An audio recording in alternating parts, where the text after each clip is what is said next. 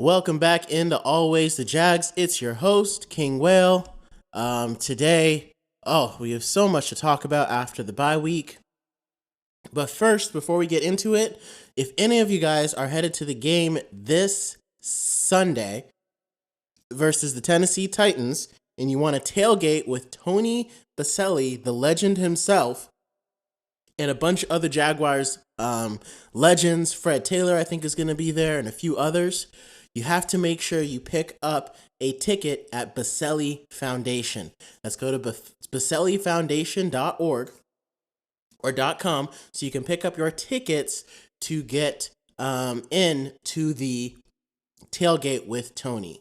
If you use the code Tony50, you'll get $50 off of your ticket. And if you would like even more, if you want half of your ticket off, contact me, send me a DM, and just give this podcast a like and a review, and I will give you that code so you can get even more off of your ticket. Again, it's going to be awesome. I'm going to be there. I already got my tickets, my wife and I. We can't wait. I'm so excited to meet, some of the Jaguars players that made me love this team. I mean, Tony Baselli was drafted 2 years before I was born. He's an absolute legend. Love hearing his takes on the Jaguars for their Happy Hour podcast. And so to get to meet him will kind of be like a dream come true. This year has been absolutely insanely awesome for me. But anyway, so yes, that's what I want to start with. Just the Baselli Foundation. Make sure you go on there, get your tickets. Again, use the code Tony50 to get $50 off. And if you want half of your ticket off, contact me, send me a DM, send me a screenshot of just a like and review of the podcast, a rating of the podcast, and I will get you that code. And you can find me on Instagram at Always the Jags. I'm also on Twitter, as well as TikTok. So now, let's break down this 49ers game. My gosh, this was a hard one. This was a hard one. The Jaguars had so much momentum. We won 5 games in a row. People described us as the hottest team in the league, and we were reeling off wins, but to Jaguars fans, we know it didn't really feel that way. Like, we were happy to win, but most of those wins came in 1-2 score games, and we still feel like, we almost gave the game away, and our defense is constantly bailing out our offense. It's kind of giving us, 2017 vibes, but this year is supposed to be the exact opposite. Because like in 2017, everyone knew it was our defense that was constantly bailing out our offense. This year, we thought with Trevor Lawrence and Doug Peterson, it was going to be our offense bailing out our defense.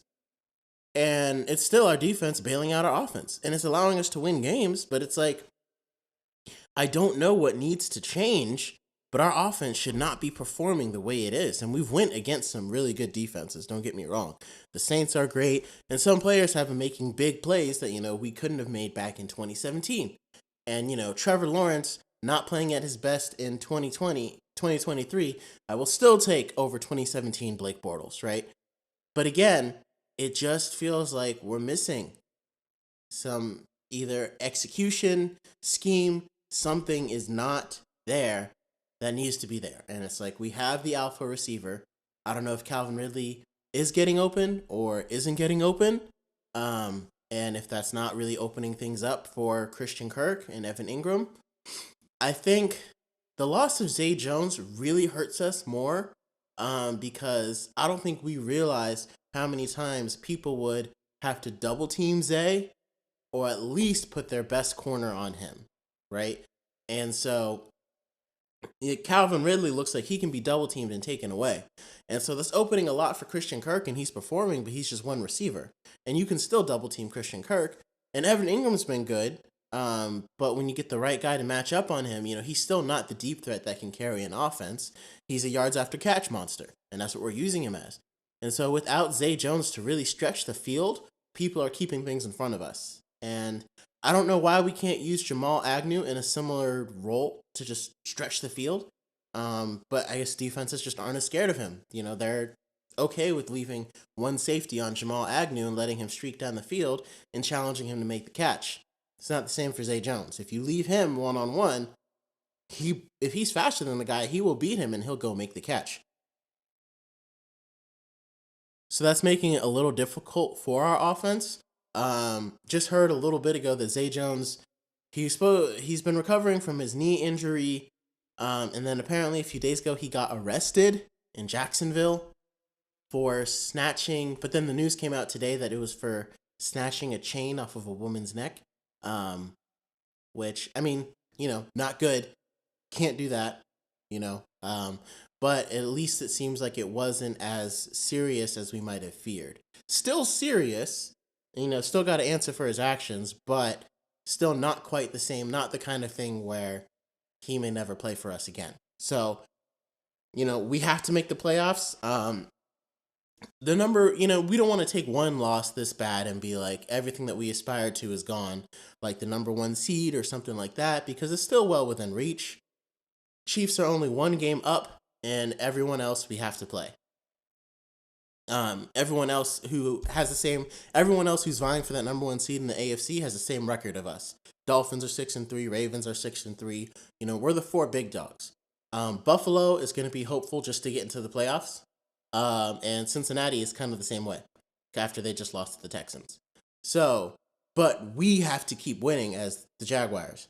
Again, with the 49ers, there were so many times it seemed like our offense was close and it was making strides. Like if Christian Kirk hits Travis Etienne on that play, people don't realize that, they say it could have been a lot worse in the 49ers way. I don't know if the Jaguars would have won, but if we just hit a couple of plays here and there, the game is completely different. The game is completely different. If Christian Kirk hits Etienne, that's a touchdown. He had him wide open for that trick play. And, trick plays are hard to do and execute sometimes, but he was there. And if you make it, it changes the score. It changes the dynamic. We weren't out of the game until I think Trevor threw that pick to Hufanga. When he hammered the ball at Bigsby, it was a little bit too hard and too high, and then Hufanga took it. Once the 49ers went down and scored off of that, that's when the game was essentially over. 27-3. We could just tell everything that we were doing was not happening our way. And it just seems like it's there are times where you can watch a team play and they get outclassed, right? They just get, no matter what they do, their guys are just better. That's kind of what you saw with the Giants and the Cowboys. That's kind of what you saw a few other times. Whenever the Cowboys beat on somebody like the Patriots or there's another team they played, it was just a beat down. And it's it doesn't matter if the Patriots could gone back and ran a play differently, if you could have gone back in time or something, it doesn't matter. They were outclassed. It doesn't feel like that today. It felt like didn't feel like that on Sunday. It felt like the Jaguars just didn't execute on basic plays. Even the more complicated trick plays, but it's if you want to be considered elite, if you want to be considered a Super Bowl contender, you have to execute on those plays. You have to execute on those plays.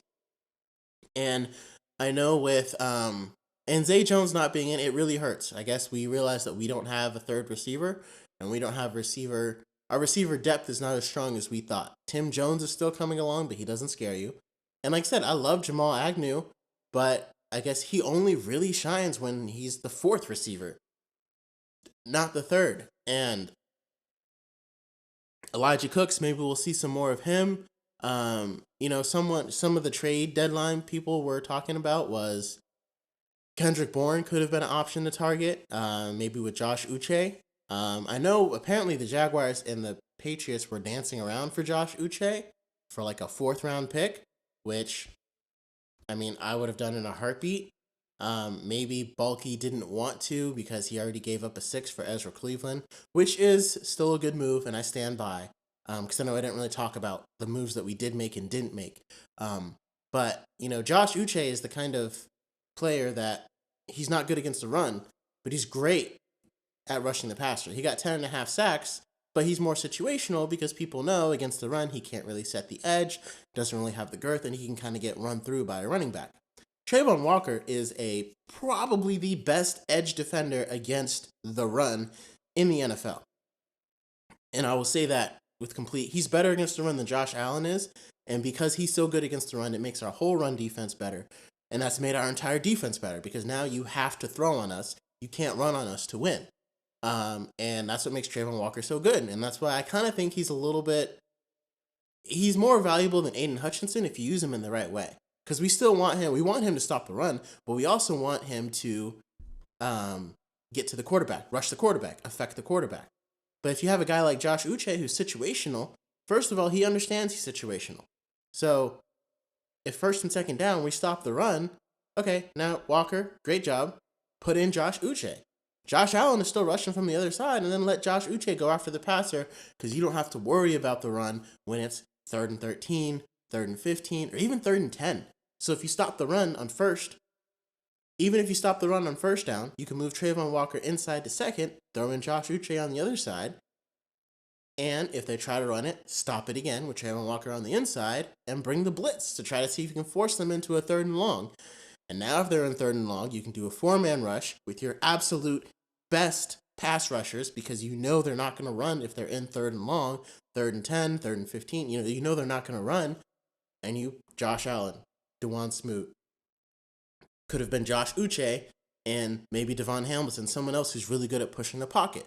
Our best pass rushing guys go in on that 3rd run, and you don't have to bring the blitz, so you can go back to defend the pass and go into your nickel formation. So it made a lot of sense on paper. I think, you don't want to give up too many assets as well if you're the Jaguars because, draft picks are valuable. But at the same time, since Josh Uche was a rotational player, he can be easily re-signed. It's not like it's going to break the bank for us to re-sign him. And so, if I'm Trent Baalke and the Patriots really want a 4th, maybe I would have said, okay, I'll give you a 4th and Caleb Chason. So you have someone you could work with, maybe see if you can get the best out of him. Because Josh Uche is better than Caleb Chason at this point. Caleb Chason's not bad, but he's still not, he's not that great at rushing the passer. He's just not. And then give us Kendrick Bourne. Could that have worked? That would have been an excellent trade to pair with the Ezra Cleveland trade. We're still going to have our 5th round pick. Calvin Ridley is probably going to cost us, because again, we had an extra 4th round pick from the Saints. So he's definitely going to cost us at least a 3rd, maybe a 2nd if he ends up getting a long-term deal, which I still don't know about at this point. I knew he would have to crack 1,000 yards in order to get a long-term deal, but we'll see. It's also curious to wonder if we franchise tag Calvin Ridley, because we're going to give Josh Allen the bag. If we franchise tag Calvin Ridley, would he still only cost us a 3rd rounder? Because that would be incredible. And then we could sign him either, I guess, after the season or maybe, I don't know. Because the deadline to re-sign a franchise tag player would end in July. But even after he hits the open market, if he hits the open market next season, we still have the option to re-sign him. If we franchise tag him and don't sign him before the deadline, we can still offer him a contract when free agency starts. So it might be an interesting way to get around that. And if I'm Baalke, I would heavily look into that. I think most Jaguars fans were pretty disappointed we didn't go after Danielle Hunter. I don't know if we did. I think we probably did. I think where the Vikings were, where they weren't on Tankathon. It kind of messed us up having the Vikings lose to win over the 49ers, because then they started building a little momentum. Once Justin Jefferson went out, they were like, oh man, maybe our season is lost. But then they won 2 games in a row against an opponent they should not have beat with the 49ers. So now the price for Danielle Hunter goes even higher because, number one, the Vikings feel like they can win. And number two, the price goes even higher because the Vikings feel like they can win. And number two, he's still playing out of his mind and leading the NFL in sacks. And every game he helps the Vikings win, the more expensive he would become. And he's doing all of this because he knows when he hits next season, he's going to let the offers just roll in. But then the 49ers got Chase Young for a 3rd round pick, which is just insane because they're probably just going to rent him. No way they're going to pay him. But such a boost to your pass rush, even on a 1-year rental, that is insane. And that's why I didn't really want us to trade for Chase Young because I thought he was going to cost at least a 1st, maybe a 2nd, and I didn't think he was worth it for a rental. I thought Danielle Hunter was worth it because he's playing so well, and he is playing better than Chase Young. But anyway, we saw what having Chase Young did to our offensive line because it was atrocious. So I think a lot of us liked Walker Little at guard because he is our best offensive lineman. And I liked him there too, but he kind of got thrown around a little bit by Javon Hargrave. So maybe Ezra Cleveland is the best option at guard. So it's good that we have him in the building and we have some options because you got to protect Trevor. I just don't see how. I don't know if Trent Baalke either doesn't want to move the chips in for this year or he feels like our players are good now. And it's like it's not necessarily like your players are good. It's just building up your depth. Sometimes it's better to have good depth and players that can do certain things that other players cannot do. And so, like I said, if we had Josh Uche, that'll still give our draft picks time to develop. Tyler Davis, and Yasir Abdullah. Maybe if one of them can morph into that really good rotational, because we don't necessarily need a dynamic edge rusher next to Trayvon Walker. You can kind of create two positions in one, if that makes sense. Because Trayvon Walker's dominance against the run is extremely helpful, and there's very few players in the NFL that are as good against the run as they are against the pass. Like Josh Allen, he can rush the passer as well as he defends the run. He is a complete package. He is an every down player. Trayvon Walker is just better against the run. But that doesn't mean on plays where you think they're going to run, like on 1st and 10, you put in Trayvon Walker, you think they're going to run, he can still get to the quarterback and get a sack. It doesn't mean he can't sack the quarterback or that he's not doing what we asked him to do. We're just asking him to do what he's best at, and that's stop the run. And if they're not running, well, then go get the quarterback. But if you know they're not running, why put in a guy who that's not his strength? His pass rushing is not his strength. And maybe he'll get there, but it's like at the same time, having a rotational guy, you can put him in when those situations call for it, and it's not going to stunt Trayvon's development.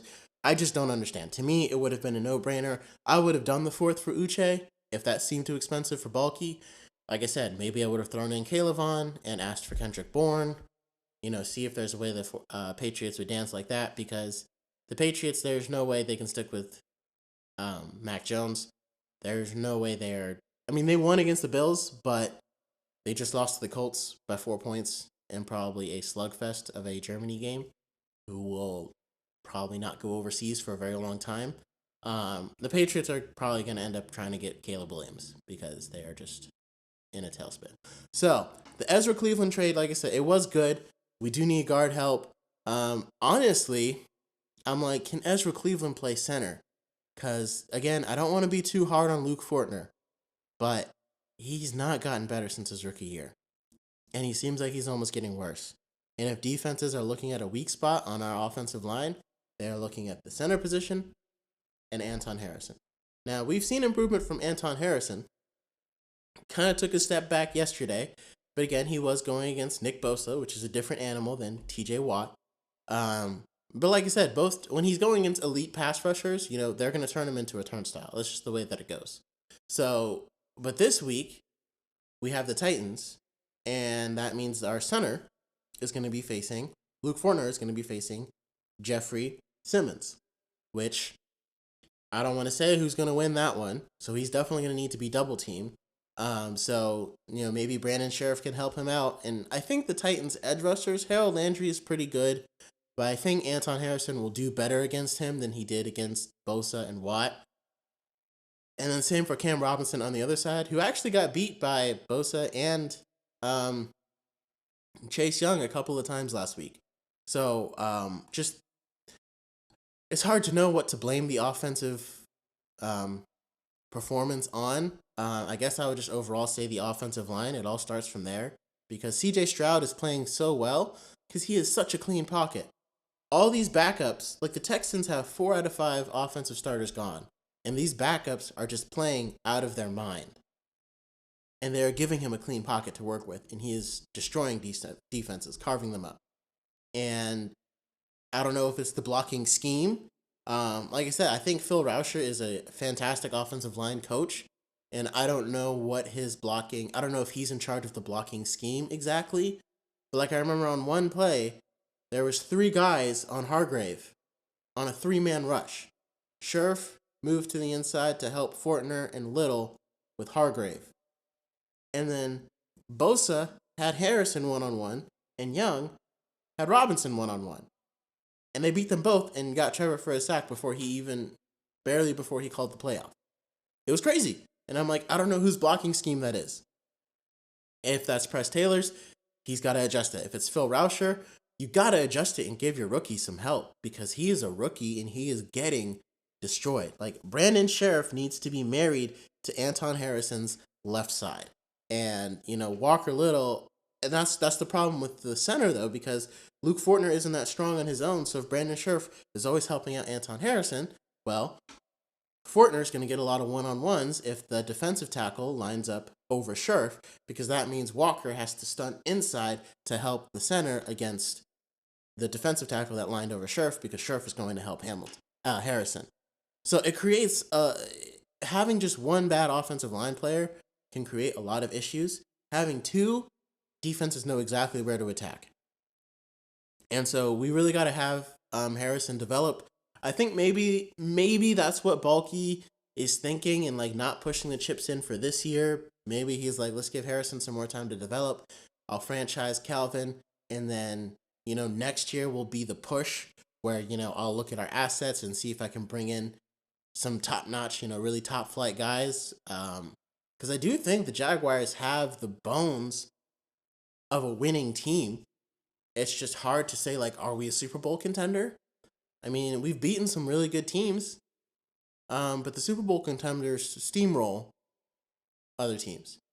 And so that's the part that's hard to figure out. Like, the Texans are surprisingly good this year. Every time they win, it kind of makes our loss to them look a little bit more justified, I would say. But they're good. CJ Stroud, I don't understand how the Texans do this with their rookie quarterbacks, but Deshaun Watson put up video game numbers, and now CJ Stroud is as well. I would say as far as the Jaguars down the stretch, the 49ers game, again, I picked it to be a loss. I still picked us to be here this season. I didn't pick the loss to be this bad. Thought we would at least get a touchdown, and we should have had a touchdown. But we lost, and it wasn't like we lost 34-3 to the Colts or something. Now, if we lose to the Titans, there will be big problems, especially because I'm going to be at that game. Woo, good Jaguars. There will probably be a lot bigger problems that need to be addressed, because then we will lose our grip on the AFC South. And then so let's just say, like, if we're able to beat the Titans, because the Will Levis honeymoon has worn off, and we're able to, and the Texans beat the Cardinals, which is probably going to happen, that game against the Texans, that's going to be for the division. Because whoever wins that game will have the sole place and will be in the driver's seat to decide who gets the division. So again, the Jaguars got to show up, and the Texans are a team that just beat a Bengals team that beat a 49ers team by double digits, and the 49ers team beat us by 30 points. So we have our work cut out for us, but I don't think it's impossible. I think we just have to execute. And I think that's the way Doug feels as well. Of course, having a guy like Danielle Hunter would be helpful, but, I've dropped that because I don't think it was ever going to happen. Once the Vikings realize they can lose, they can get to the playoffs. Every team in the league, all they want to do is get to the playoffs. Because even if they don't think they can win the Super Bowl, you just get to the playoffs, you don't know what can happen. Look at the Giants in 2007 and 2011. If they had thought for a second, like, oh, well, even if we get to the playoffs, we're probably not going to make the Super Bowl, those runs would have never happened. They didn't have Super Bowl contending teams those years. They made both of them on a wild card. Let's get to the playoffs and see what happens. So the Joshua Dobbs story is, really inspiring. It's actually really good. I think the Vikings might try to see if they can re-sign him on the cheap to be their starting quarterback. And that would make a lot of sense. Let Kirk walk. But anyway, that's a whole nother team. So I think we're definitely going to have to answer some tough questions if we lose to the Titans. But I still think the Jaguars are going to win down the stretch. Like I said, if we want that number 1 seed, we can really only afford one more loss. So that means we still got some very tough games coming up. Texans, Bengals, Ravens, and the Browns, because their defense is tough. But Deshaun Watson just went out for the year. Now, PJ Walker was able to beat the 49ers. And again, 49ers just got back Trent Williams and added and Deebo Samuel, and added Chase Young. So it's not surprising that they got back to their dominant ways, and it really shows you how important those players are to that franchise. But anyway, Texans, Bengals, Ravens, and Browns are probably the toughest games. So we can only take one loss out of those three. Preferably not the Texans, because then we might lose the division and we'd have to be looking at a wild card. Hopefully not the if we can beat the Ravens, and hopefully the Chiefs have to drop 3 more games for us to get the number 1 seed. So we'll see if they do, because the Chiefs, their loss to the Broncos was actually really helpful. And especially their loss to the Lions earlier this year was also really helpful. Because now they still have games against the Bills, Bengals, and Eagles. The Eagles could be a loss because the Eagles just kind of look better than the Chiefs right now. Can't really explain it. The Bills haven't been playing that well, though, so the Chiefs might win that one. And the Bengals, it's hard to know. It kind of feels like they go phantom, and they kind of change every week. So we'll see. The Chiefs still are kind of in the driver's seat for the AFC number 1 seed, but it's not hard to imagine them slipping, dropping a couple, and then they get it. But because the Chiefs beat us earlier this year, we can't match their record. We have to have a better record than them. And the same for the Dolphins. Wow, we don't have to. I think we'll be able to match the record, and I don't know where strength of schedule will come in. But Dolphins have a much harder schedule. They've still got the Ravens. They've got 2 matchups against the Jets. Aaron Rodgers might be back for one of them, which is absolutely insane. And they have another bout against the Bills, and then they have another team. I can't remember who it is, but that could also be a loss. And then as far as the Ravens go, we really just need to beat the Ravens on Sunday night. As hard as that is, we've done it before. And the 49ers have always played us tough. Some of our worst losses have come to the 49ers. Like in 2017, that was one of the only games we lost, and it was like 33-22. And I remember watching that game and being like, I wish we were the ones that traded for Jimmy Garoppolo, because I'm like, if we had him, we would win the Super Bowl this year, because Blake Bortles he literally threw a pass into a 49er. And then a couple years ago, it was during the Urban Meyer experiment. Where we lost like 30-10 in a game that we thought we could actually compete and potentially win, because we had just come off of a win over Buffalo. So we'll see. But the AFC playoff picture is really starting to shape up. Teams are really starting to see exactly who they are. And like I said, I would have preferred this loss to come. Here's what we can remember. At least it didn't come against an AFC foe and hurt us in the playoff picture. Because if we were in the NFC, we'd be arguing for the number 1 seed right now as well. At least it didn't come against an AFC foe.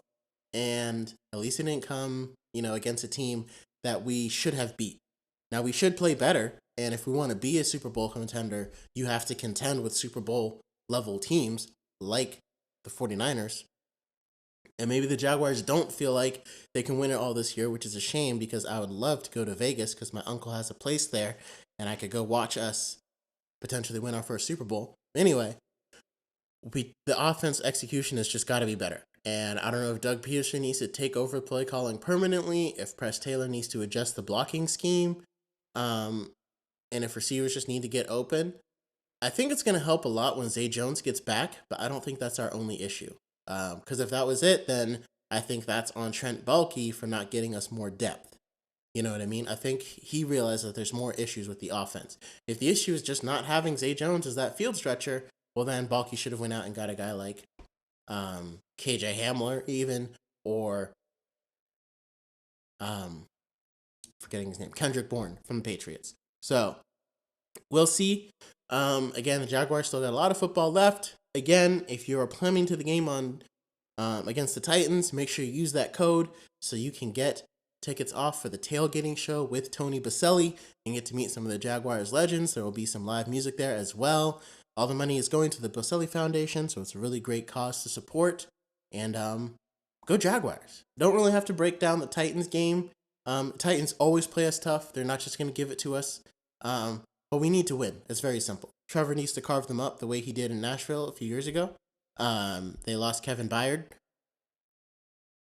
Their secondary is vulnerable. Get the ball out of your hands. Our blocking scheme needs to contain Jeffrey Simmons and keep those guys off the edge. Arden Key will probably be playing like we disrespected him. But again, if we have to put Ezra Cleveland in the starting lineup, maybe do that and let Walker Little sit. Or try somebody at center. I don't know. Like I said, I'd hate to bench Luke Fortner over bad play, but that's what happens when you don't play well. So, go Jaguars. I'll be there at the game this Sunday. I'm coming all the way down from Charlotte and it's going to stay with some family so I can come see the game and tailgate with Tony. Hope to see you guys there. Of course, it was always the Jags.